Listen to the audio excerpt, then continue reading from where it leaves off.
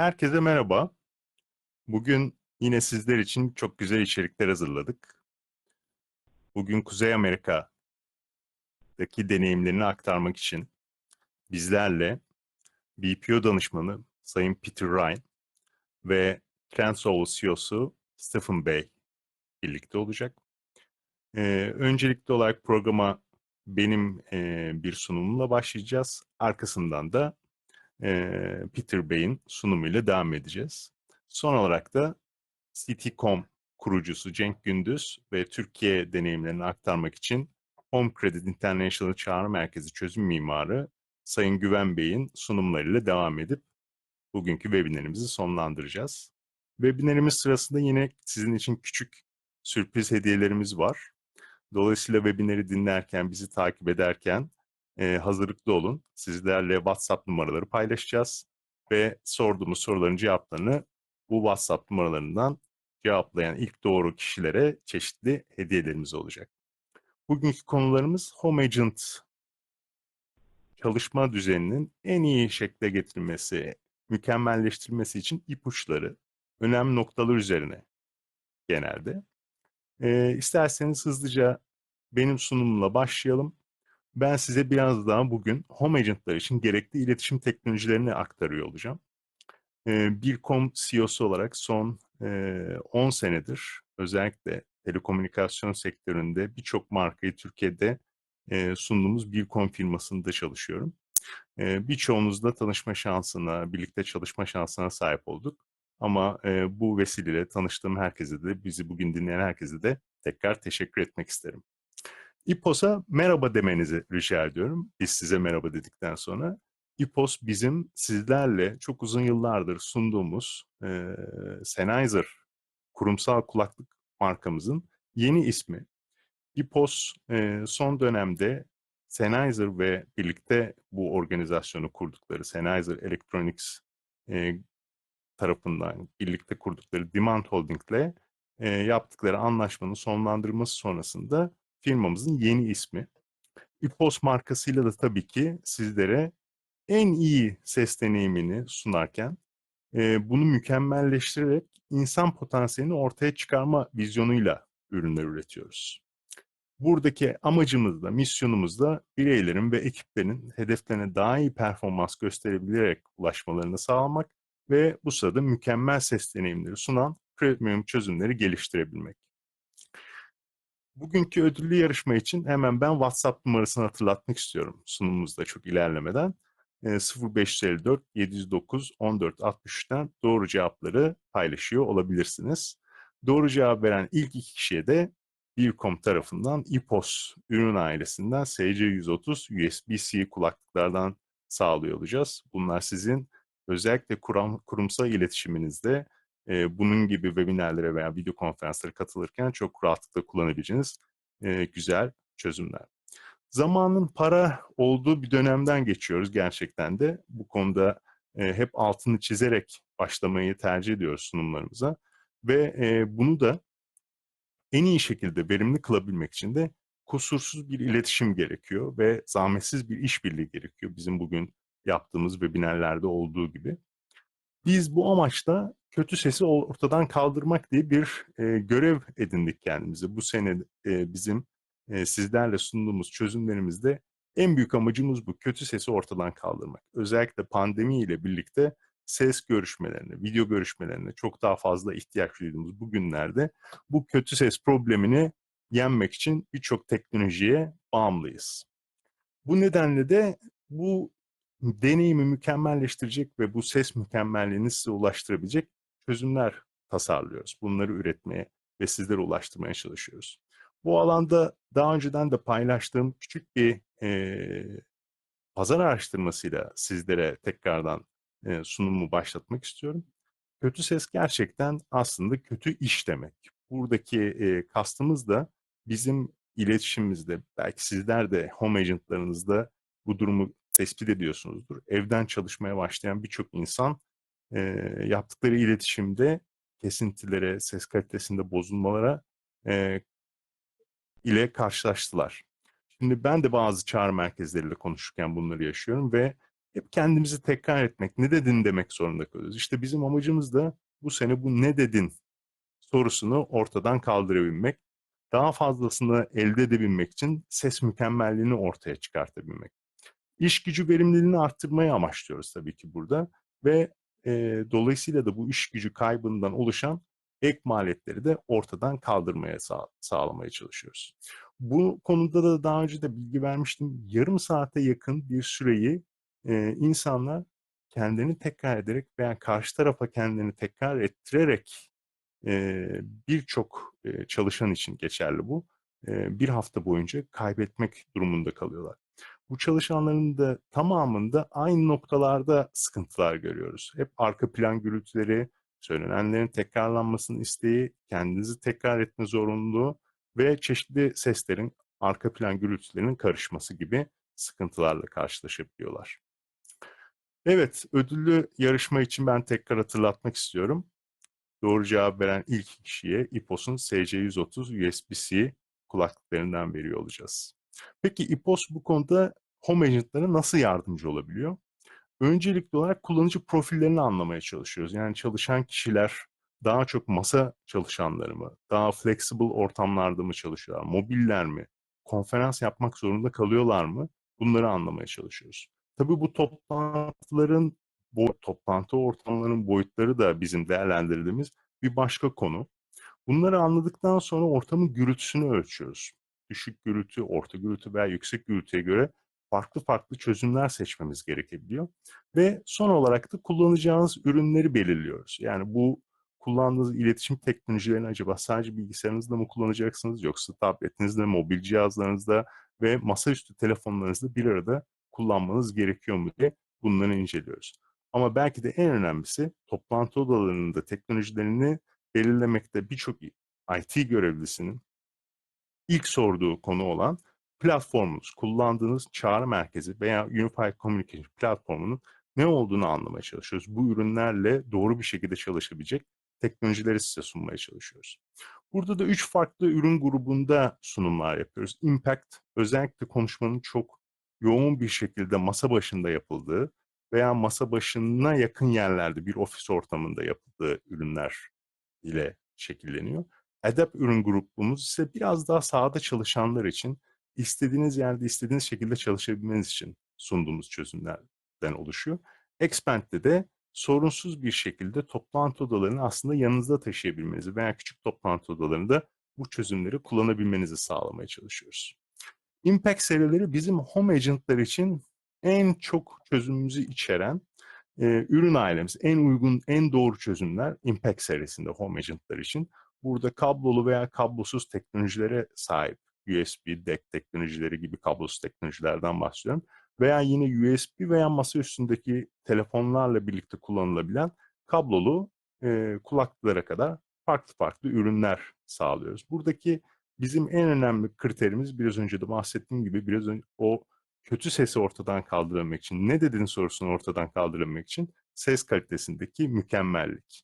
Tabii ki agentlar bütün gün bu kulaklıkları sürekli kullandıkları için de bunların konforu, kullanım kolaylığı ve sürekliliğinin sağlanabilmesi, güvenilir olması bizler için çok önemli bu ürün ailesinde. Compatibility'de yani biraz önce bahsettiğimiz iletişim platformumuzda da uyumluluğu tabii ki vazgeçilmez. Adapt serisi ise bizim biraz daha saha çalışanları için sunduğumuz ürünler. Bu ürünlerde de özellikle ortamdaki gürültüyü bloke edebilen Active Noise Cancellation teknolojisi gibi çözümlerle sizin aslında her yere ofisinizi yanınızda taşıyabilmenizi sağlıyoruz. Ama ofisin bir başka bileşeni daha var ki toplantı odasını e, belki de çantanızı sığdırabilen en önemli çözümlerimiz aslında Expand serisi. Expand serisindeki ürünlerde sizin bir küçük konferans görüşmeyi belki de 3-4 kişiyle birlikte her yerden gerçekleştirebilmenizi sağlıyor. Peki, yarışma sorumuza geçelim. Ödül yarışma sorumuzu şu anda ekranda görebiliyorsunuz. WhatsApp numarası üzerinden sorumuzu cevaplayabilirsiniz. Home agentlar için en uygun çözümü sunan ürünler hangi İPOS ürün ailesinde bulunuyor? Ben sunumu sırasında aslında bu konuda da değinmeye çalıştım. Impact, Adapt veya Expand şeklinde 3 farklı ürün grubumuz vardı. Ben şimdi sunumu devam ettirmek üzere sözü Peter Bey'e devrediyor olacağım. Çok teşekkür ederim beni dinlediğiniz için. Mr. Peter, now you can start your presentation. Thanks. Great. Well, thank you very much. And I am just going to activate my camera so that people can see who I am. And I would also invite my friend Stephen Loynd, who is on the line, to take part and to activate his camera and microphone so that we can present jointly. Thank you, Peter. Great. Hey, Stephen, good to see you. So, ladies and gentlemen, it's great to be with you today. I note that Steve is joining from the Washington, D.C. area. I'm in Montreal in Canada on the East Coast. We're starting our days while you are in Turkey finishing yours. It's great to be back with you. Many of you may remember Steve and myself from a Turkish contact center conference that we were invited to speak at a few years ago. I've been speaking in Turkey a number of times and have always enjoyed my opportunities to participate in your wonderful events.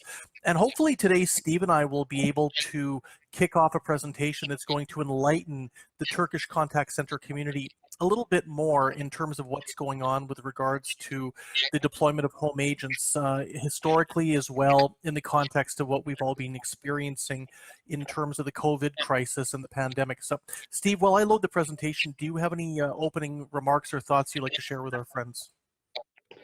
Thank you, Peter. And it's great to be here from the Washington, D.C. area. As you mentioned, this is a very interesting time that we're living through. And Peter, as you know, it was over a decade ago that, in fact, about a decade and a half ago that you and I were talking about the home-based agent quite a bit in our research. And so I look forward to now diving into that subject a little bit more as it's really come into its own. That's it. Absolutely. Well, let's dive right into it in that regard. And Urun, could you just confirm that you're able to see the slides on your screen? Yes, it's working properly. Great. Okay, great. Well, then Maybe technology you is can on make our side today. it full screen. It should be full screen now. Any luck? It's okay. It's okay. Okay, It's perfect. not looking as full screen, but it's properly shown on the Okay. screen. All right, good. Well, look, just to introduce myself, I'm the president and CEO of Ryan Strategic Advisory, advising contact center organizations around the world since 2016. Steve, maybe you could say a few words about TrendzOwl, your company. Thanks, Peter. Yes, I founded TrendzOwl in the fall after almost a decade at Frost & Sullivan, another analyst firm, and also spent some time at IDC. So looking forward to today's presentation. Great stuff. Well, just in terms of our agenda for our friends who are joining us from across Turkey today, well, a quick introduction where we're going to talk a little bit about what the new virtual world that's emerging, the virtual delivery platforms that are ongoing right now. I'll talk, and Steve will talk a little bit about some of the ongoing changes and how contact centers have shifted different business models over the course of not just the past few years, but really the past few decades. And we have some key takeaways that we've identified for the Turkish contact center industry migrating to home-based delivery, and then we'll do a quick wrap up. So Steve, if you're ready, I am as well. Great. Okay, I'm ready perfect. to go. Perfect, excellent. Well, then I'll let you kick off, Steve, with a new world emerging and just a few thoughts about where we're going in terms of virtual delivery as it relates to the pandemic and post-pandemic. Thank you, Peter. I think we're on slide 3 here, guys. And it truly is a new world emerging. I've been speaking about this for a number of years now. You know, and this was before the COVID crisis hit. The great theme that I've been trying to couch all of my research in is that we're living in a time of really incredible change. There's a lot going on out there. And it's no exaggeration to say that a new world really is emerging. Now, for example, back in early 2016 at Davos, they talked about what they called the fourth industrial revolution, meaning a time when technology and data is more and more embedding itself into everything that we do, into every aspect of our lives. And technology is moving so fast, it's disrupting not only businesses, but even our lives and societies in some ways. And now imagine that's being sort of joined with the COVID crisis to create a certain new dynamic in the world. A few years ago, Jeff Bezos, the founder of Amazon, said that we are in the early stages of what he called a golden age. And so despite COVID, I'd like you to think about the potential of all the new technologies. And so in the context of what we're talking about here with the home-based agent in particular, and how that might enable a new level of service. I'll give you one quick quote to try to illustrate this idea of exponential technological change, if you will. In January 2018, the CEO of Google, Sundar Pichai, said that artificial intelligence, AI, is one of the most important things that humanity is working on, and its impact is and will be in the future more profound, not only as electricity, but fire. Now, that's an incredible thing to say. And so my point here in the opening is to couch everything in the sense that we are in a time of technological upheaval and that society is being transformed before our eyes. And it's very important for us to understand that. And with that, I'll hand it over to Peter for the next slide. Well, thank you very much, Steve. Some very profound introductory remarks, and I think certainly sets the stage nicely for what we're going to be talking about today. Now, I'd like to take the attendees, I'd like to take my friends, our friends who have joined today from Turkey, on a bit of a time travel and talk a little bit about the evolution of the contact center.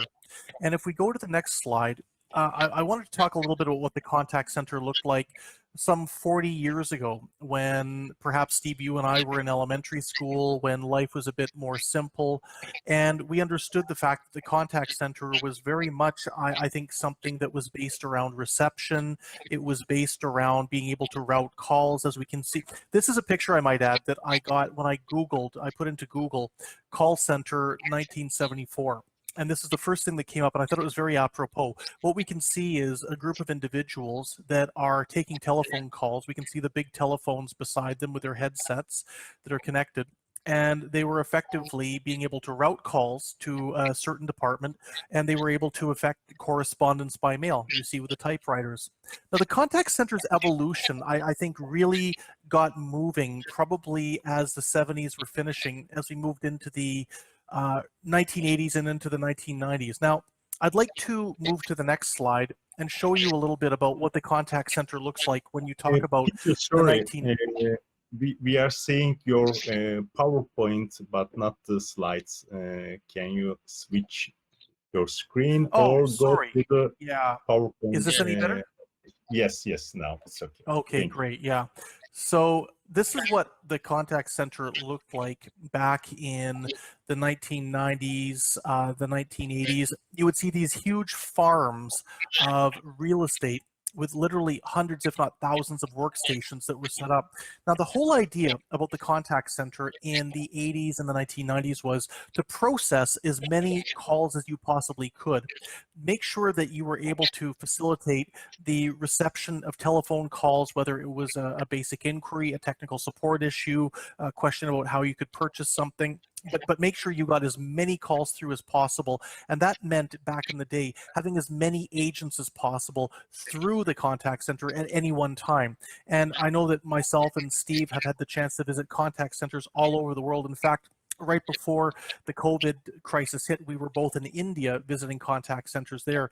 And what I think that Steve will talk about in the next couple of slides is how this contact center dynamic changed over the course of the past 25 years or so. And while a contact center literally might have looked like a massive call center farm some 25, 30 years ago, it definitely has taken a different dynamic on going forward. So Steve, I'll pass it to you now for the next one. Great, thank you, Peter. And so there truly have been some significant ongoing changes in contact center business models. And I just spoke about the nature of technological change. Well, new contact center related business models such as automation, omni-channel, hyper-personalization are being powered by disruptive technologies such as mobile, AI, analytics, the IoT, cloud, cloud-based platform solutions, which are becoming more and more important, affecting all functions in all industries, these emerging disruptive technologies and business models. And so what we're entering into in the contact center world is a place where immersive technologies and customer experiences and employee experiences are becoming more and more essential. Everything from new business models, in other words, to disruptive technologies are having impacts across industries and across geographies across the world. So, for example, digitization and machine learning. As I used this term earlier, the exponential nature of technological change and growth of digitization and machine learning, in other words, will and are fundamentally changing how businesses are seeking to create value, serve customers, and wrestle with competitors, if you will. Companies have to be thinking about this right now. And they have to be positioning themselves for today and for the next few years, the next level of success, and the immediate future. If companies are not embracing digitization and the move for our purposes to the home-based agent model, they're going to miss out and perhaps even suffer serious consequences. We've seen many examples of this in the economy, particularly in the retail industry, of companies that have gone out of business, and that's been sped up because of COVID. So companies need to understand which digital technologies are required now, what will be required in the future, so that they can make effective plans and begin to understand and prioritize investments and budgets so that they're set for the future. And the ultimate objective, I would suggest, is to have an agile and digitally transformed enterprise that's capable of dealing with all the information and the data in the world. If we go to the next slide to continue this thought,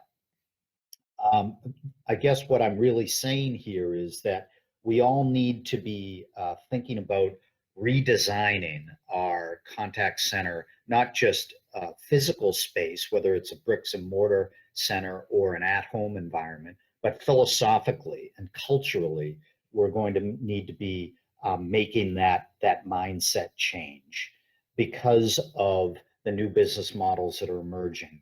I listened to a great CX Files Mark Hillary hosts with Alistair Netterer, and he was talking about the gig economy in this, what he calls the third wave of customer service. And so it's very much the gig economy and the gig CX platforms like Uber for CX, as he points out, that's going to become more and more of a reality. And so we're going to need more and more of a blended solution, if you will, with bricks and mortar centers and then at-home centers. And for me, as far as the mindset change, it's also as we move into this era of hyper-personalization so that we can serve the customer better, it's also about the employee experience. And so all of us have worked at companies where some of the processes and systems and interfaces are sclerotic, if you will, and difficult to manage. What we want now in today's world is an effortless experience. And there's a book, in fact, called, the title is The Effortless Experience. It was written a few years ago by some people at the Corporate Executive Board. I highly recommend this because they're talking about the importance of the effortless experience in the consumer world, the Amazon experience, if you will, but so too, I would submit that that's going to become more and more important for employees as well.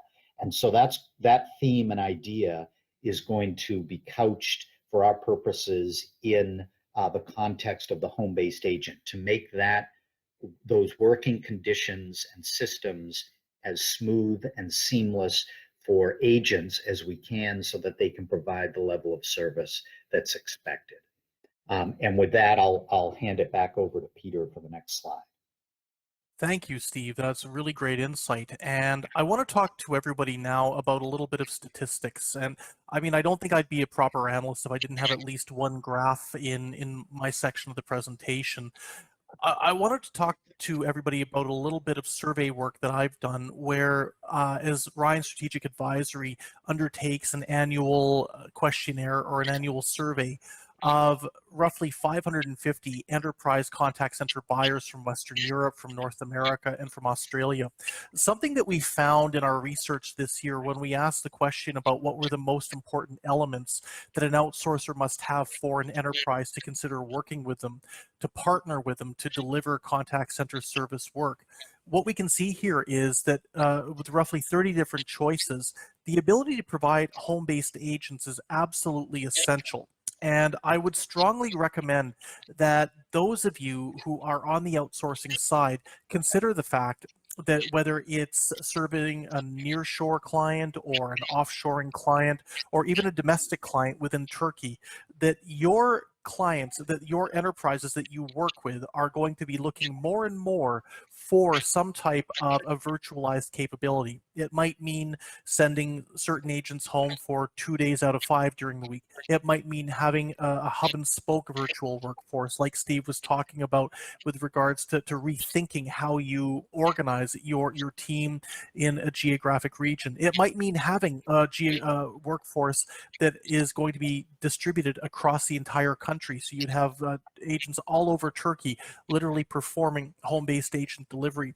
This is going to be very important, and we can see if it's the number 3 requirement in the first part of 2020 as the fieldwork was done in the first quarter. Just imagine post-pandemic how important home-based delivery capability is going to be now and going forward. I would argue that it would probably maintain, if not grow, in terms of importance. So certainly some statistical food for thought I would ask everybody to consider.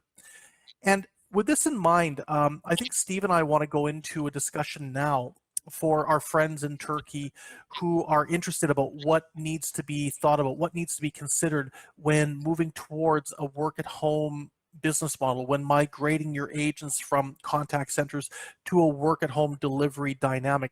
Some of the different elements that need to be taken into consideration to make this transition as smooth and as seamless as possible. As there's operational considerations, there are also considerations about servicing the clients to make sure that the end users, the end consumers, are going to see no disruption in regards to how they're serviced and the level of service that they're able to recoup from the agents that are handling and processing different inquiries.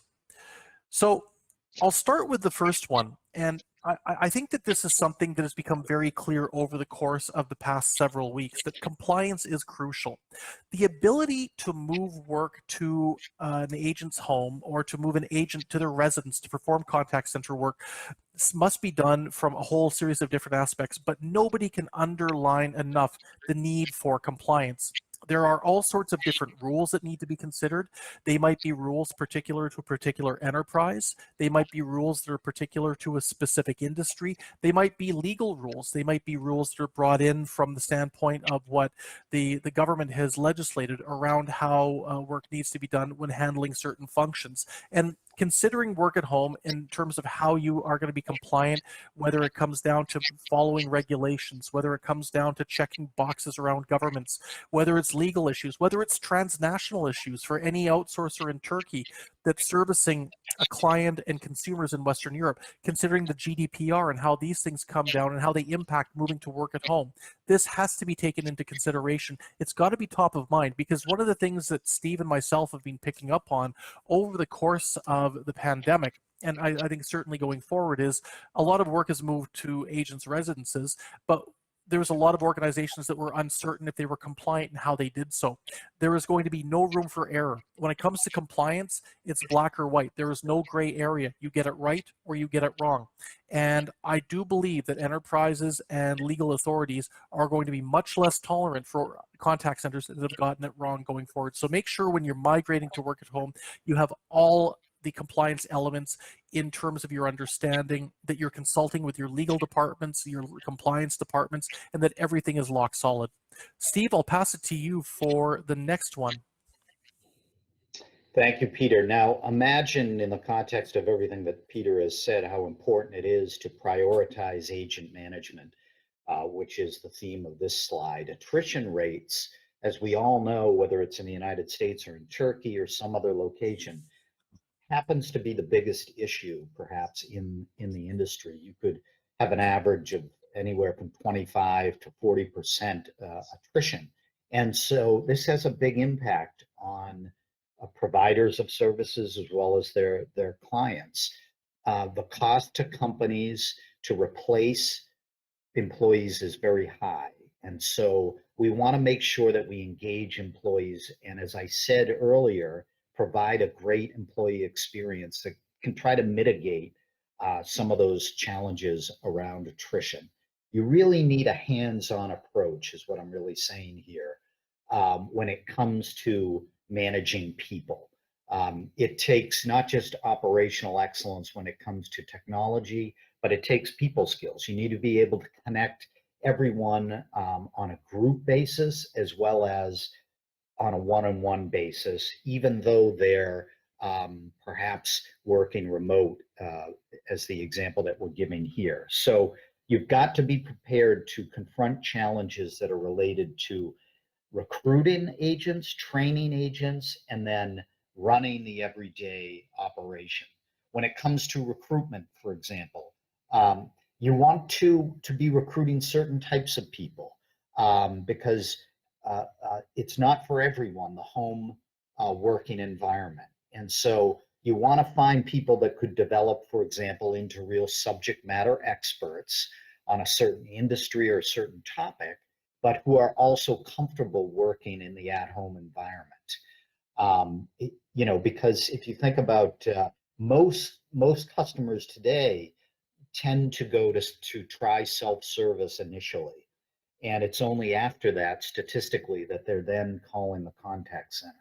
And so they don't want to wait. They want to, again, a seamless customer experience, a responsive, expert individual who's going to be able to help them beyond the self-service that they've perhaps been Googling or looking for on their own. They want that agent to be able to take over that responsibility. Training is also extremely important, obviously, but it can be challenging.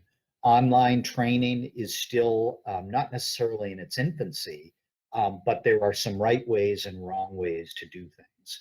There are issues, I suppose what I'm saying in the overall management, issues of trust. That word trust is extremely important. You need to be hiring and training the correct people such that you trust them implicitly to do the job correctly. I like how Jim Farnsworth, who's an expert in this and is at Sykes, he and a former colleague of Peter's a few years ago, I think he called it in, again, another CX Files episode with Mark Hillary, which I recommend. He calls it the 4 S's. You need to think about safety, security, being supportive in order to be successful with your agents. So put them in the right position, in the right environment that is secure, and be able to support those people and cultivate that environment and recognize those people so that it pays dividends for your company. And with that, I'll hand it back to you, Peter. Thank you, Steve. Great insight as always.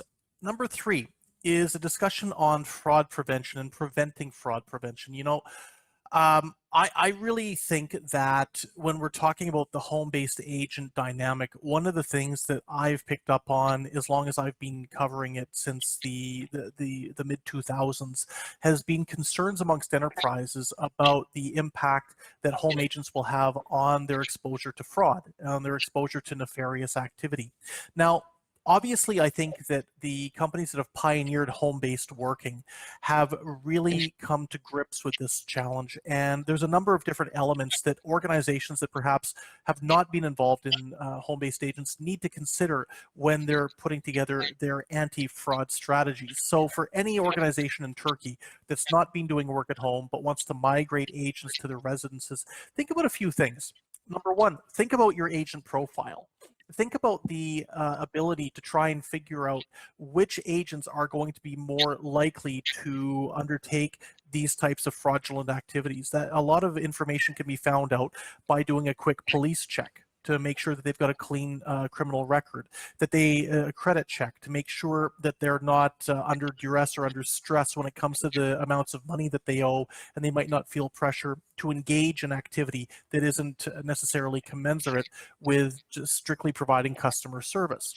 I think that the technologies that organizations deploy in the context of the contact centers are very important too. We'll talk a bit about technology later, but I think at the end of the day, what it comes down to is the fact that making sure that you've got the technology in place that can authenticate an agent to make sure that an agent who's logging on from home to do home-based work is the actual individual that's supposed to be that person, not necessarily the agent's brother or sister or a parent or a friend. It's got to be that person.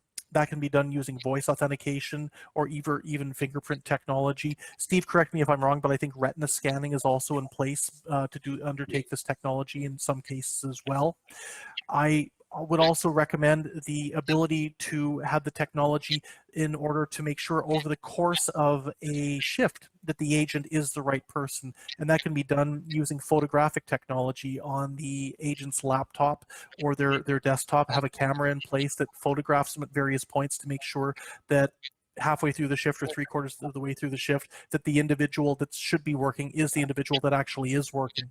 And there's also the ability to secure the desktop. There's a lot of good solutions out there that are involved in making sure that what's going on a desktop is strictly commensurate with customer experience. It doesn't involve surfing the internet. It doesn't involve getting involved in other applications that might be used to screenshot information that's up on the agent's screen that involves personal information or bank account details, etc. Making sure that everything is in place to lock down that technology to make sure that all that can be done is customer experience, and that the agent that's undertaking this experience is in a position to do nothing else. These things are, I think, imperative with fraud prevention, and it's an element that I would strongly recommend everybody in Turkey that's looking to try and migrate to work at home consider. There's a whole series of different elements involving the technologies, the agents, the human resource processes in terms of onboarding and verifying details and so forth. Definitely some very important things to try and make sure that everybody is going to be on board and on side with work at home within your contact center operations. And Steve, I'll pass it to you now to talk a little bit about the technologies from a more broad perspective, not just fraud prevention. Yeah, great points, Peter. And the importance of investing in the best technologies goes back to the point that I made on an earlier slide about how digitization is something that's happening at a very rapid pace, and it was happening before COVID, and it's been accelerated now. And if your company isn't on top of this, as I mentioned, and retail is one example, you can look over the years, companies such as Sports Authority, Aeropostale that have gone out of business, and a lot of retail analysts have mentioned their lack of focus on investing in key technologies to keep pace with the customer.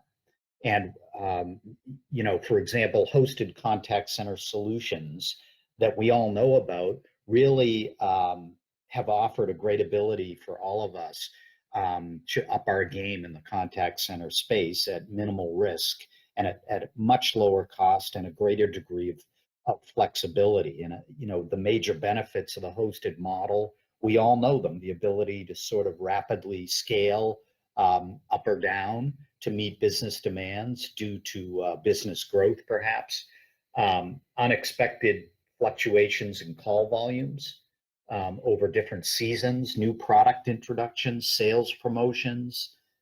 With the hosted model, organizations really can purchase technologies that are on demand to meet their average requirements, their specific requirements depending on the situation, and to provision to handle those types of peak periods. And so these are the types of things that strategically, and I was emphasizing the importance of strategic and cultural change, we need to be on top of. Now, just to riff off a little bit of what Peter was saying on securing the home environment, the tech environment needs to be safe and secure and hack-proof when it comes to the home-based agent. And, so that the agents are, although we need to trust them, we need to, at the same time, make sure that the technology is securing the environment. And the thin client, for example, is a way to do that. That's a computer that runs from resources that are stored on a central server instead of a localized hard drive. And they work by, connecting remotely to server-based computing environment where data and information is stored, and it can't be copied. So security is improved through employing technology like thin clients, because the thin client itself is restricted by that centralized server. Unauthorized information can't be copied by agents. And this is particularly important in a BYOD environment where a lot of agents own their own laptop or their own equipment. And there are some companies out there and some vendors out there that you want to look at as you think about how to roll out your home-based agent deployment, and who might be your best technology vendor, so that agents only have access to the information and the data that they've been authorized to have access to, so that the USB is locked down, for example. They cannot copy and paste information from two environments or at the same time. And so remember, you want to be looking at and considering vendors and providers and partners that are going to help you with, at the end of the day, your home-based agent deployment at the same time as you're hiring the right types of people. And if you can get those two things correct, the people and the technology, then that bodes well for your success rolling forward. And with that, I'll hand it back to Peter. Hey, thanks, Steve. And we're just going to finish up here with a few thoughts for the future for everybody in Turkey who has indicated such a willingness to consider the home-based agent model.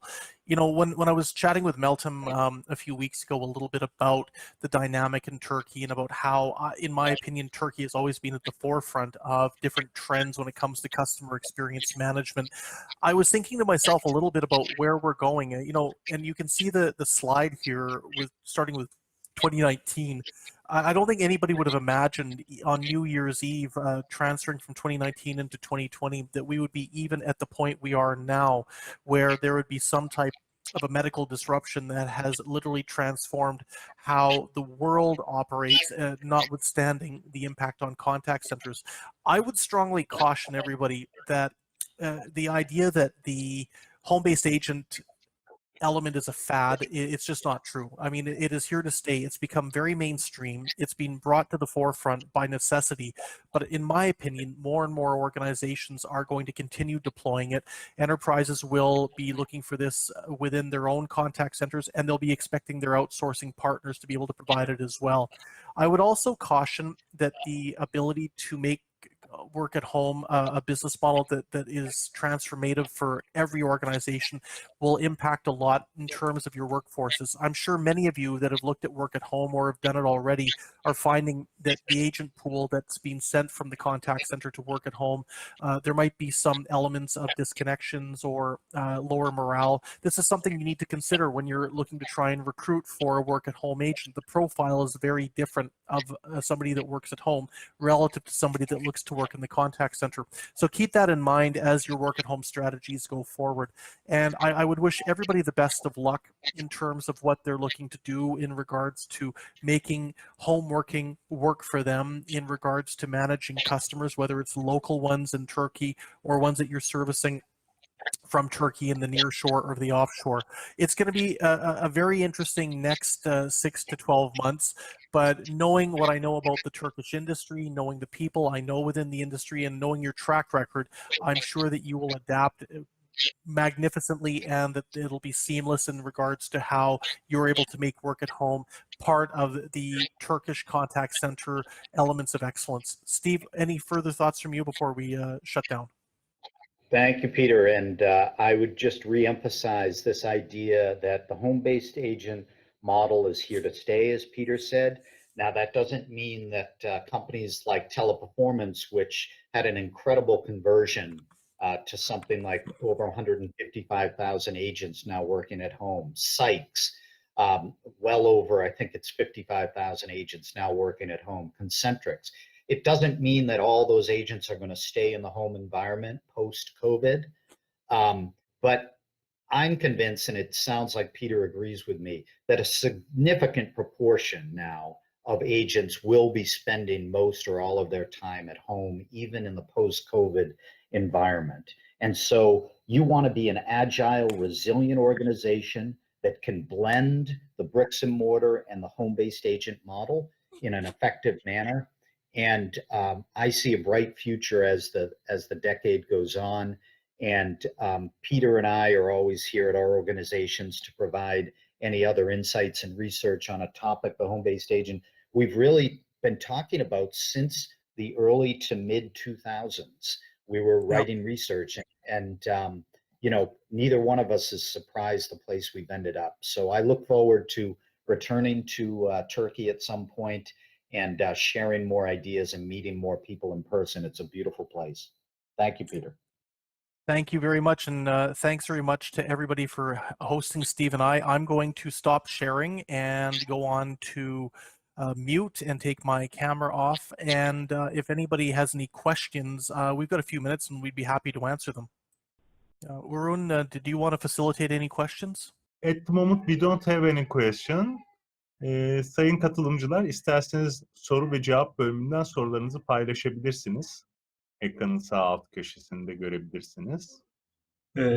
Can Bey, sanırım ben devam ediyorum. Peter, they are asking, is it possible to get the... Okay, I think I understood the question. Was it possible to get the slides? I have no problem with that. I've emailed the slides to Meltem. So if anybody is looking to have the slides, or perhaps Meltem could send them out to all the participants who registered or who participated today, I've got no problem, and I think Steve is fine with that too. Okay, Peter, there is another question related to the motivation of the call center agents. What is your opinions? What's your thoughts? How to motivate call center agents?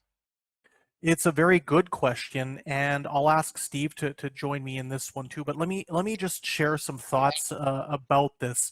Look, in my opinion, the ability to motivate agents, especially ones that have been spending their entire careers working in a call center and have been shifted home all of a sudden, it can be very challenging. One of the things that I've been picking up from my clients is that they've been moving agents home, and within a couple of weeks, agents are becoming a little bit unmotivated. They don't like working at home, or it's not something they're used to. They miss their friends. They miss one-on-one feedback. They miss social activities.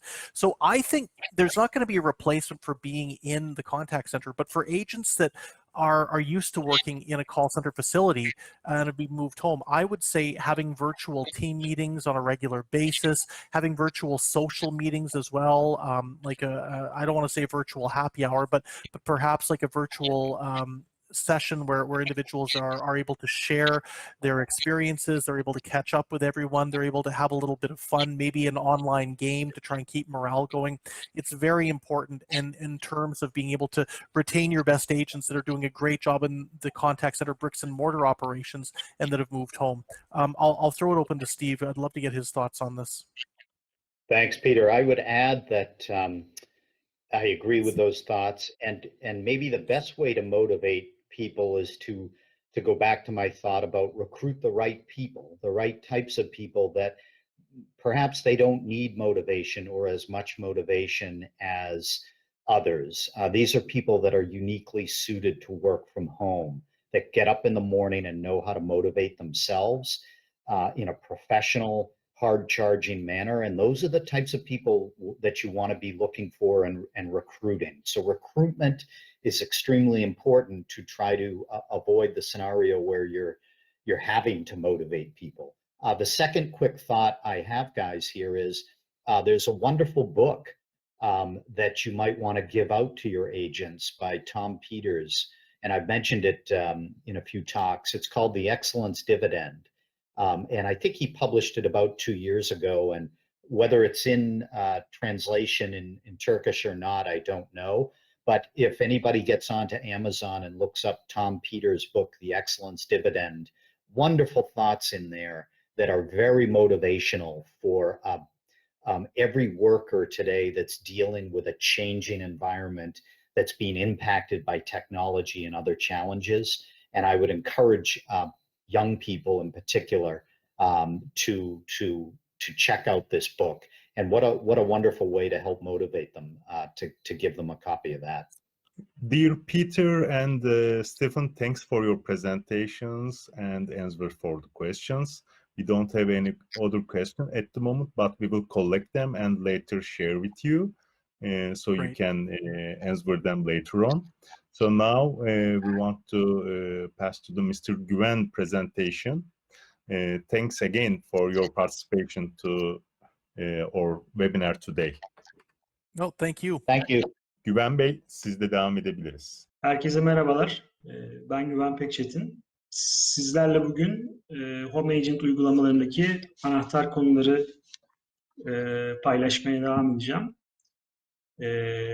Benim daha çok üzerinde durmak istediğim konular altyapıyla ilgili, gerekli değişiklikler, normal rutin çalışma koşullarından COVID dönemine geçiş sürecinde altyapı anlamında gerekli dönüşümler ve geleneksel iş sürekliliği metotlarıyla COVID dönemindeki kullanılan tecrübe ettiğimiz iş sürekliliği metotlarının karşılaştırılması. Benim de sizinle paylaşmak istediğim slaytlar var. Onları yansıtayım. Görebiliyor musunuz? Sanırım görebiliyor herkes. Öncelikle kendimden biraz bahsedeyim. İsmim Güven Pekçetin. 17 yıllık elektronik mühendisiyim. Bunun son 12 yılı telekomünikasyon ve çağrı merkezi alanında danışman olarak geçti. Özellikle Genesis ürün ve hizmetleriyle ilgili çalıştım.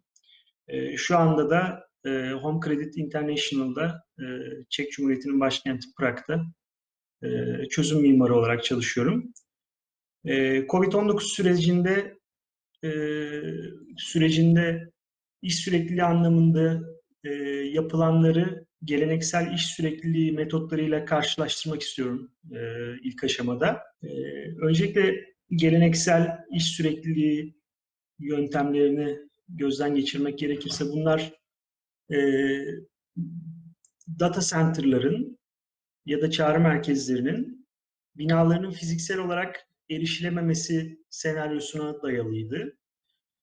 Örneğin deprem, sel, yangın gibi doğal afetler ya da altyapı sorunlarından kaynaklanan fiziksel sorunlar neticesinde binanın erişilememesi ya da data center'ın kullanılamaması gibi durumları kapsayan iş sürekliliği senaryoları üzerinde çalışılıyordu. Pandemi gibi durumlar aslında çok fazla göz önünde bulundurulmuyordu. Çünkü halihazırda kullanılan çağrı merkezi teknolojileri genellikle 20 yıl öncesinde dayanan, en fazla 20-30 yıl öncesine dayanan IP dönüşümüyle birlikte Voice over IP teknolojisinin sonrasında ortaya çıkan altyapılar olduğu için daha çok sık yaşadığımız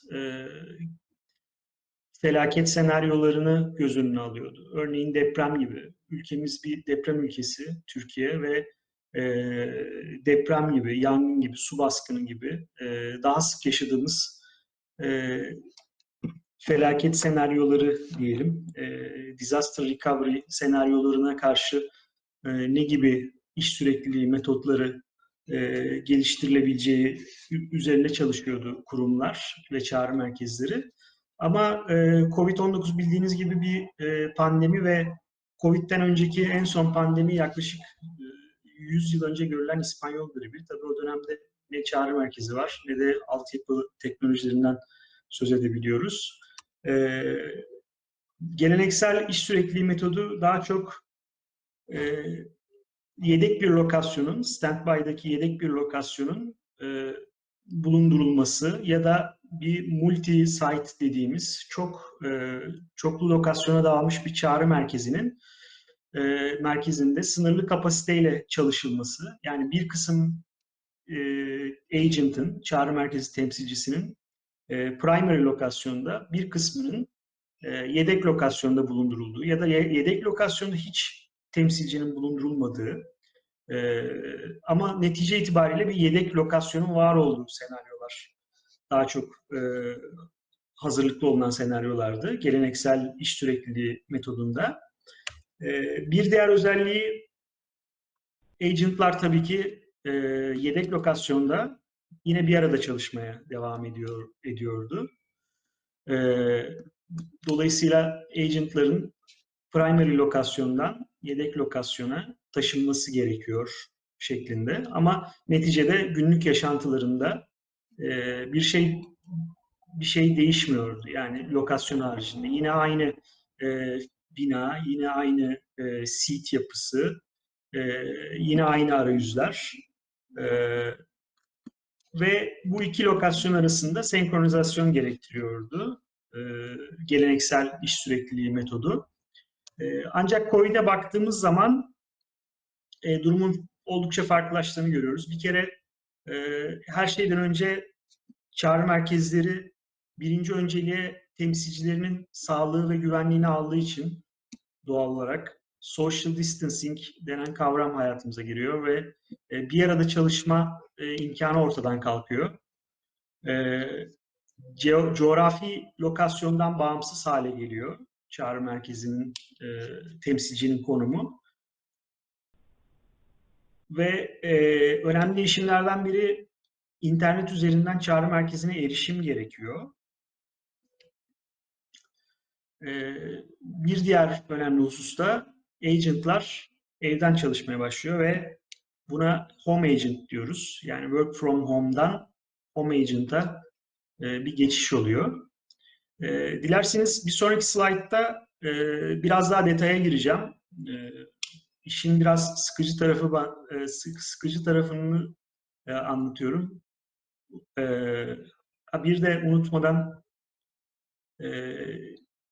ilave gereksinimlere ihtiyaç duyuluyor temsilciler için, agentlar için. Dilerseniz bu slaytta çağrı merkezi altyapılarının COVID-19 pandemisinden ne derece etkilendiği, bu altyapıların fazla etkilenmeden az düzeyde etkilenmeye doğru etkilenme düzeylerini burada görebilirsiniz. En solda on-premise dediğimiz local area network'te çalışan çağrı merkezleri. Bu tip çağrı merkezleri genelde bankaların çağrı merkezleri olduğunu düşünebiliriz. Çok fazla dış dünyadan ve internet üzerinden erişimin çok yaygın olmadığı çağrı merkezleri. Orta derecede etkilenen çağrı merkezleri yine on-premise kurulumun olduğu, yani donanım ve yazılımların çağrı merkezinin data center'ında bulunduğu, ancak dışarıdan da temsilcilerin kısmen de olsa çalışabildiği, internet üzerinden bağlanabildiği altyapılar. Pandemi sürecinde en az etkilenen çağrı merkezi altyapıları ise cloud'da çalışan altyapılar.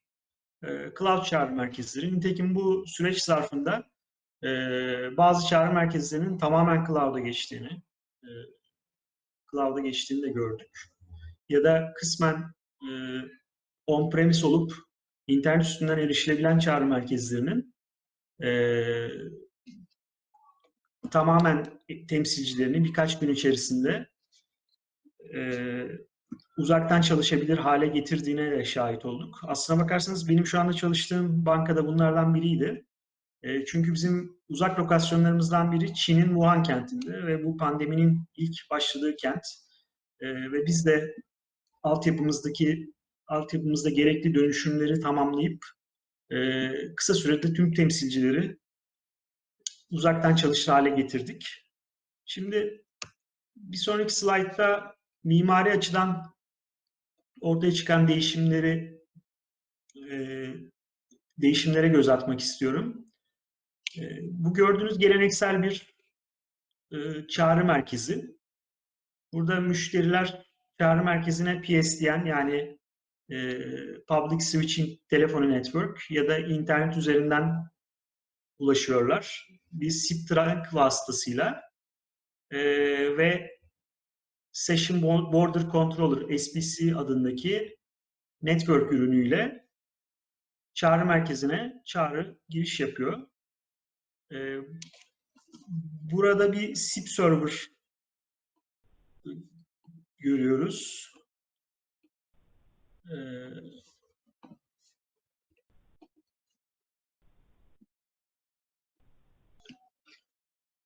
Agentlar çağrılarını SIP server üzerinden alıyorlar.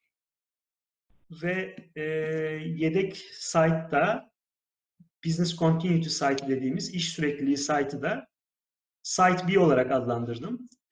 Herhangi bir disaster yani felaket durumunda bu yangın olabilir, su baskını olabilir ya da deprem olabilir. Agentlar B site'ına taşınıyor. Müşteriden gelen çağrı trafiği B site'ına yönlendiriliyor. Yine Session Border Controller SBC üzerinden B site'ında operasyon devam ediyor. Böylelikle iş sürekliliği sağlanmış oluyor. Ama COVID-19 sürecinde premise yapılar genelde agentları internet üzerinden sisteme bağlanabilir hale getirerek bu iş sürekliliği sağlandı. Ya da tamamen cloud üstünde bir contact center kurularak iş sürekliliği sağlandı.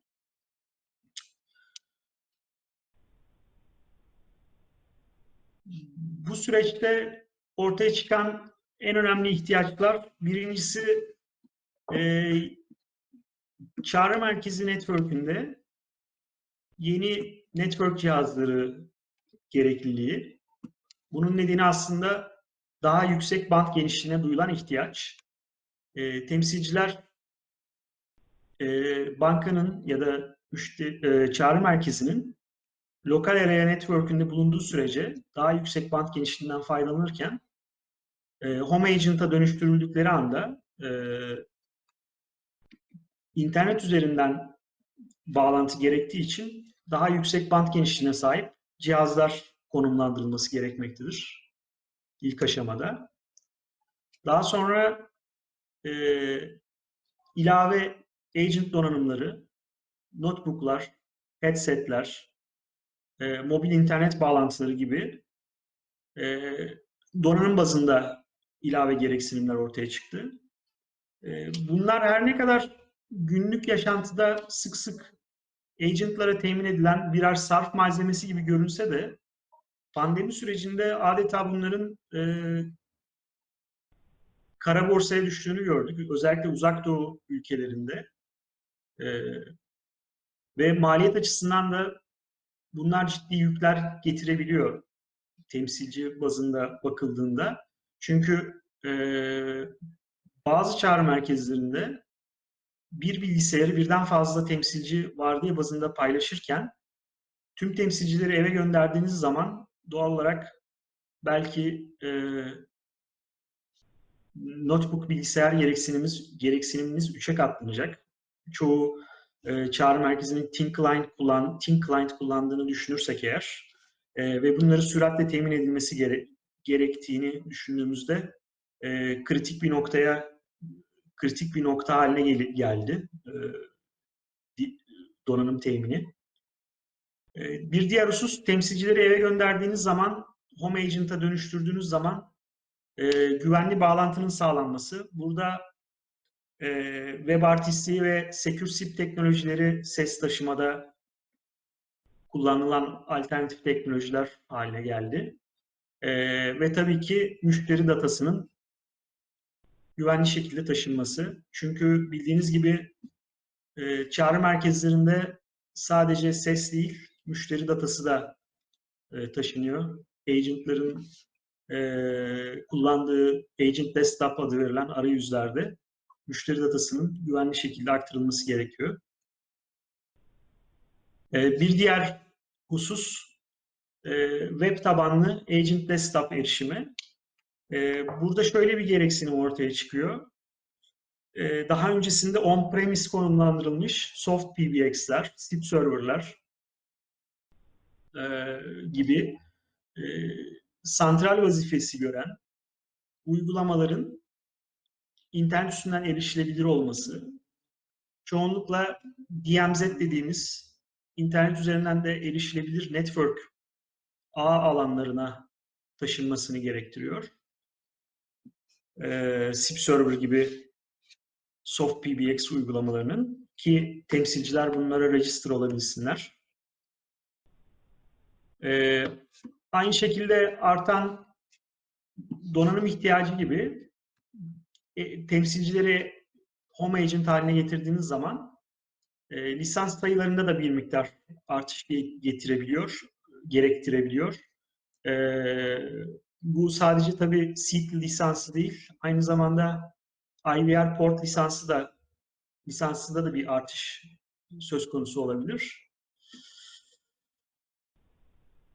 Yeni raporlama ve kalite yönetimi uygulamaları ortaya çıkıyor. Çünkü bildiğiniz gibi agentlar home agent'a dönüştüğü zaman evden çalışıyorlar ve normal çağrı merkezlerinde supervisor gözetiminde insanların bir arada çalıştığı, soruları olduğu zaman fiziksel olarak birbirine sorabilme durumları ortadan kalkıyor ve aynı zamanda kalite yönetimi açısından da, veri güvenliği açısından da yeni gereksinimler ortaya çıkıyor. Çünkü temsilcilerin hangi durumlarda çalıştığı ya da GDPR dediğimiz müşteri verilerini koruma anlamında normları karşılayıp karşılamadığını denetlemek gerekebiliyor.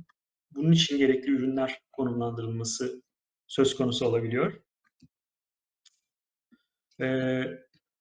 Collaboration ekipmanlarının artan kullanımı yine söz konusu olabiliyor. Covid-19 pandemisi sürecinde.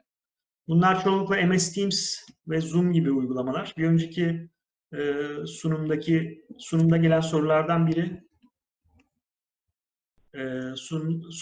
biri temsilci motivasyonunun nasıl sağlandığıydı.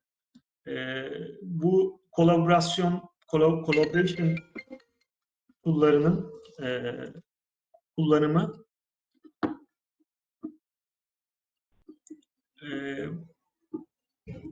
temsilci motivasyonunu ve yönetimini arttırabiliyor. Ben sunumumun sonuna geldim. Burada bir sorun var.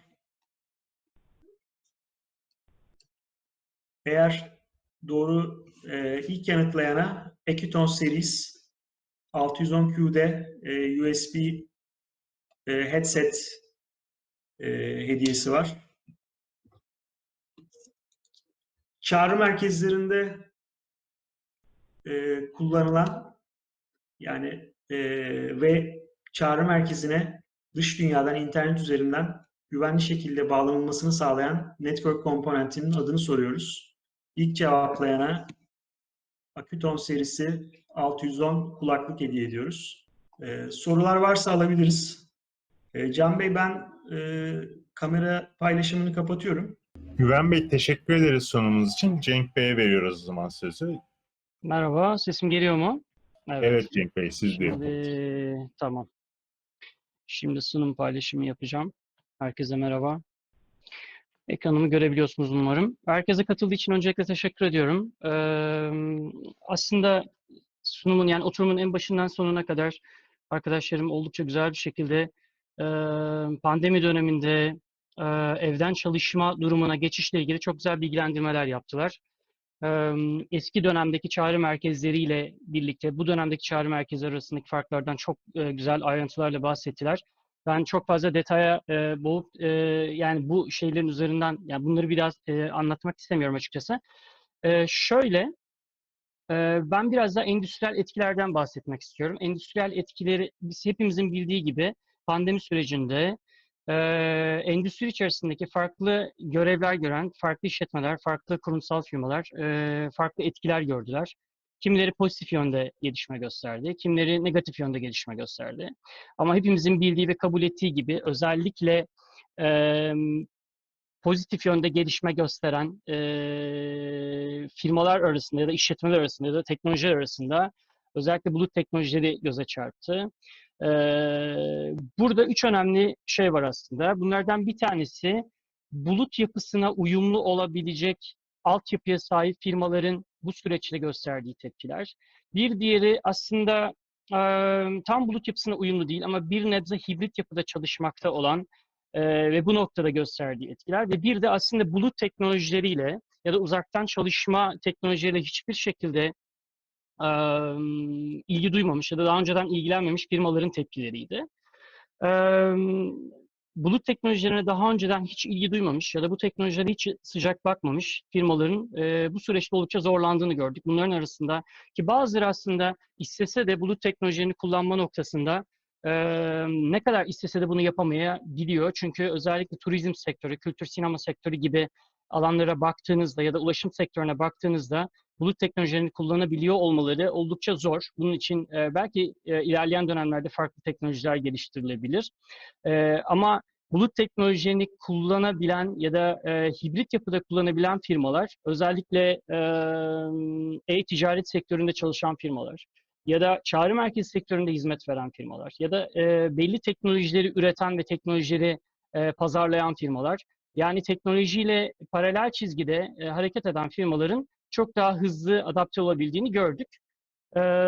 Özellikle çağrı merkezi firmalarında çok ciddi, özellikle çağrı merkezlerinde çok ciddi ihtiyaç oldu. Neden? Çünkü hepimiz biliyoruz ki çağrı merkezi mantığında müşteri temsilcilerinin birlikte ve yan yana çalışabiliyor olmaları gibi bir zorunluluk ortada. Dolayısıyla müşteri temsilcilerini bu süreçte evlerine göndermek gerekiyor. Evlerine gönderdiğinizde ne olacak? Sizin onlara bu teknolojiyi, bu altyapıyı bir şekilde sunuyor ve müşteri temsilcilerini çağrı merkezi ortamında çalışabiliyorlarmış gibi çalıştırabilmeniz gerekiyor. Burada iki farklı teknolojiden faydalanıldı diyebilirim. Aslında yani birçok çeşidi var ama en önemli olanlardan bir tanesi müşteri temsilcilerine VPN altyapısıyla sanki çağrı merkezinde yani kendi iş ortamında çalışabiliyormuş gibi olanaklar tanıyor olmak. Bunun için kullanılan bazı teknolojiler yani uygulamalar Citrix, Zenap ya da Checkpoint gibi farklı uygulamalardan faydalandı büyük çağrı merkezleri. Tabii bu uygulamalardan faydalanmasıyla birlikte bu uygulamaları sağlayan altyapılara da ihtiyaçlar artmaya başladı ve bununla birlikte maliyetler de yükseldi. Bulut teknolojilerini kullanan aslında bu ürünlerin hepsi bulut tabanlı çalışan teknolojiler olmakla birlikte yalın halde bulut teknolojilerini kullanan çağrı merkezleri ya da çok fazla sıklıkla kullandığımız bulut santral çözümlerini kullanan firmalar için aslında bu çok daha az maliyetli oldu. Neden derseniz çünkü ihtiyacı olan şey bu tarz firmalarda sadece bir laptop ya da PC. Laptop ve PC üzerinden çağrı alabileceği USB bir kulaklık ve belki internet bağlantısıyla birlikte de belki bir statik IP ihtiyacı. Statik IP olmadan da Türkiye sınırları içerisinde çalışmakta olan firmaların bulut üzerinden bulut teknolojilerini kullanarak çalışabilmelerine olanak tanınabiliyor. Bu tarz altyapılar mevcut. Dikkat ettiğimizde özellikle bu tarz altyapıları kullanan ürünlerin çok fazla rağbet gördüğünü hepimiz tecrübe ettik. Bunların başında Teams ve Zoom geldi. Google Meet kullanan, Webex kullanan yine aynı şekilde kullanıcılarımız ve dinleyicilerimiz vardır eminim. Uzaktan eğitim uygulamalarının çok ciddi anlamda rağbet gördüğünü hepimiz gözlemledik aynı şekilde. Ortalama 15 katlık bir büyümeye tekabül ediyor. İnternet TV, Netflix ve Blue TV gibi ortamlardaki kullanımların %50 oranında arttığını, e-ticaret platformlarının kullanımlarının çok ciddi oranda arttığını gözlemledik. Aynı şekilde Güven Bey'in de bahsettiği gibi çalışan performansını takip etmek ya da onları gözlemleyebilme amacıyla kullanılan uzaktan performans takip ve çalışan izleme uygulamalarında çok ciddi anlamda kullanılmaya başlandığını gözlemledik. İstatistiklere bakarsak bulut tabanlı sistemlerde son 2 ayda özellikle Mart-Mayıs döneminde hepiniz biliyorsunuz Türkiye'de pandeminin ciddi anlamda anons edildiği ve başladığı tarih Mart ayının ortasına tekabül ediyor. Bulut tabanlı sistemlerde son 2 ayda Mart ve Mayıs döneminden bahsedersek neredeyse 2 yıllık dijital dönüşümün sağlandığını görüyoruz. Yerli bulut müşteri sayısında yaklaşık 5 katlık bir artış olduğunu görüyoruz. Yine aynı şekilde chatbot kullanımı bankacılıkta 5 kat, e-ticarette ise 2 kat arttığına dair istatistikler mevcut. Microsoft Teams günlük aktif kullanıcı sayısının ise 75 milyonlara kadar ulaştığını görüyoruz. Bu şunu gösteriyor aslında. Bu dönemde evet, pandemi döneminde gerçekten bu ürünlere ihtiyaç var ama pandeminin devam ettiği ya da normalleşme dönemine geçildiği post pandemi döneminde ise yine bu tarz teknolojiler kullanılmaya devam edecek. Bazı firmalar hibrit yapılara geçecek. Hem evden hem de kendi iş lokasyonlarından çalışmaya devam edecekler. Ve bu şekilde bir çalışma modeli bütün firmalar tarafından tecrübe edilecek, bütün kurumlar tarafından tecrübe edilecek ve bunun getirdiği avantajlardan da bütün firmalar faydalanmaya çalışacak tabii ki. Bununla birlikte tabii ki bu teknolojileri kullanırken en önemli ihtiyaçlardan bir tanesi de güvenlik. Yani siz bulut teknolojilerini kullandığınızda da internet üzerinden müşteri temsilcilerini ya da çalışanlarınızı şirketinize bağlamak istediğinizde doğal olarak bununla birlikte bir güvenlik riski de ortaya çıkıyor. Yine yapılan istatistiklerde marketsandmarkets.com'dan aldığım bir bilgi bu. 2019 yılında 183,2 milyar dolarlık olan altyapı ve güvenlik yatırımının 2021 yılında 230 milyar dolar civarına çıkacağı öngörülmüş. Globalde yıllık ortalama artışı %12. Bu da COVID-19 Impact on Cyber Security olarak geçiyor. Yani COVID-19'un cyber security üzerindeki etkisinden bahsedilmiş. Dolayısıyla bundan, bu tamamıyla global bir bilgi ve bundan Türkiye olarak bizim de etkileneceğimiz çok açık ve net. Çünkü bütün firmaların yavaş yavaş da olsa bulut sistemlerine ilgi duymaya başladığını, altyapılarını bu noktada güncellediğini ve geçişi, dijitalleşmeyi yavaş yavaş sindirmeye başladığını görüyoruz. Bu sebeple güvenlik anlamındaki ihtiyaçlarını da karşılamak durumunda kalacaklar. Genel olarak bulut teknolojileriyle ilgili zaten dediğim gibi yani tüm oturum boyunca bahsedildi. Ben burada bir şeye vurgu yapmak istiyorum özellikle. Güvenlik konusu evet sizin çalıştığınız altyapı ve altyapıyı ilgilendiren bağlantı güvenliği olabilmekle birlikte evlerde çalıştırdığınız çalışanların da gerçekten çalışıp çalışamadığını ya da onları da bir şekilde kontrol etme isteğinin ortaya çıktığını gözlemliyoruz. Özellikle bankacılık operasyonlarında önemli bir ihtiyaç haline dönüştüğünü ve bununla ilgili BDDK'nın belli gereksinimleri ortaya çıkardığını ve çağrı merkezi firmaların özellikle bununla ilgili bildirimlerde bulunduğunu görüyoruz. Buna istinaden tabii ki belli çözümler, belli uygulamaların ihtiyaçları da ortaya çıkıyor. Burada ben size kendi firmamız tarafından gerçekleştirilmiş olan bir uygulamadan bahsedeceğim ve bu uygulamayı tanıtmaya çalışacağım. Uygulamanın adı Simple Touch Snapshot. Bu tamamıyla bir evden çalışma çözümü. Şöyle düşünebilirsiniz. Sadece bir çağrı merkezi çözümü mü? Hayır değil. Tüm kurumsal firmalar için geçerli olan bir çözüm. Çalışanlarını evden çalıştırma zorunluluğu hisseden, çalışanlarını evden çalıştırma ihtiyacı duyan bütün firmalar için tabii ki en büyük payı burada çağrı merkezleri aldığı için özellikle çağrı merkezi vurgusu yapıyoruz. Kullanılabilecek bir çözüm. Video kayıt ve fotoğraf çekme özelliğine sahip. Platform bağımsız çalışabilme, ekran kayıt özelliği, yüz tanıma, admin ve supervisor ekranlarıyla aktif bir şekilde uygulamayı yönetebilme ve takip edebilme, yani gerçek zamanlı kontrol edebilme özelliği. Kayıtların güvenli bir şekilde transferinin gerçekleştirilmesi ve oldukça kolay bir kurulum olanağı tanımasıyla birlikte çok cazip bir ürün olarak karşımızda. Halihazırda test edilmiş ve kullanılmakta olan bir ürün. Platform bağımsız çalışabilme özelliği özellikle bu ürünün güçlü taraflarından bir tanesi. Ve çağrı geldiği zaman özellikle çağrının gelmesiyle birlikte otomatik olarak tetiklenen bir uygulama olduğu için aslında sizin hiçbir şey yapmanıza gerek kalmadan çağrının gelmesiyle birlikte otomatik olarak tetiklenip kayda başlayan, bu kaydı alan ve çağrının bitimiyle birlikte yine otomatik olarak çağrı kaydını merkezdeki bir sunucuya transfer eden ve burada kayıt altına alan bir çözüm ve bununla birlikte özellikle ihtiyaç olabileceğini düşündüğümüz diğer Simple Touch Software'ın Simple Touch e-Dialer çözümlerinde üzerinde çalışmaktayız. E-Dialer özellikle e-ticaret tarafında çok önemli bir çözüm olarak karşımıza çıkıyor. Çünkü hepinizin bildiği gibi son zamanlarda e-ticaret tarafında çok fazla yoğunluğun yaşanıyor olması, siparişlerin artık online sipariş haline dönüşüyor olması ve bu sebeple bu noktada müşterilerinize çağrı merkezini aramadan geri bilgilendirme yapabilme ihtiyacı, çağrı merkezlerindeki yoğunluğu hafifletebilmenin çözümlerinin aranıyor olması gibi değişik alternatifler üretmek gerekiyor. Dolayısıyla e-Dialer de burada aslında size bu noktada yardım ediyor. Müşterilerinize, sipariş veren müşterilerinize, çağrı merkezine ürünüm ne oldu, şu anda nerede acaba diye aramasını yapmadan önce siz bu müşterileri belirleyerek otomatik olarak arama yapıp müşterilerinizin çağrı merkezini aramasını önüne geçerek hem çağrı merkezinizdeki yoğunluğu azaltıp hem de onları bilgilendirerek müşteri memnuniyetini de arttırmış oluyorsunuz ki biliyorsunuz artık Customer Experience dediğimiz CX çağındayız. En önemli olan şeylerden bir tanesi müşterileri memnun etmek ve müşteri memnuniyet odaklı çalışabilmek. Benim anlatacaklarım bu kadar. Hepinize dinlediğiniz için çok teşekkür ediyorum. Sabrınız için çok teşekkür ediyorum ve değerli zamanınızı ayırdığınız için. Benim de bir sorum olacak. Sorum oldukça basit. Sunumda biraz önce bahsettiğim video kayıt ve fotoğraf çekme özelliklerinden bahsettiğimiz ürünün adını soruyorum size. WhatsApp numarası 0554 709 1463. Buraya bu sorunun cevabını ilk gönderen kişiye Akiton TM1010 Premium USB kulaklık hediye edeceğiz. Bu arada ben de cevaplarınızı kontrol ediyor olacağım. Bu arada kazananlar belli olmuş. Hemen size duyurusunu yapmış olayım. Daha fazla vaktinizi almamış olayım.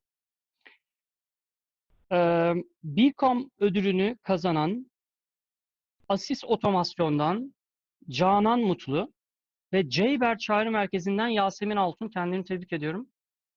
Ve tekrar teşekkür ediyorum bu sunuma katıldıkları ve bizi dinledikleri, değerli vakitlerini ayırdıkları için. Kazandıkları ürün Bircom'dan SC130 USB-C kulaklık. Yine aynı şekilde Güven Bey'in sorusuna doğru cevap veren kişi Asekko'dan Burak İstanbullu. Kendisini tebrik ediyorum. Akiton Series 610 QD Duo USB kulaklık hediye ettik kendisine. Yine değerli vakti için çok teşekkürler. Benim soruma henüz bir cevap gelmedi. Onu bekliyorum. Akiton TM1010 Premium USB kulaklığı kazanan ismi alabilir miyim sizden? Eurocross'tan Aslı Kapanoğlu. Kendisine çok teşekkürler. Değerli vaktini ayırdığı için. Kendisini tebrik ediyorum. Tekrar bizi dinlediğiniz için çok sağ olun. Değerli vaktinizi ayırdığınız için teşekkürler. Bir dahaki sunumda inşallah Meltem Hanım'ın desteğiyle farklı katılımcılarla görüşmek dileğiyle. Kendinize çok iyi bakın. Hoşça kalın.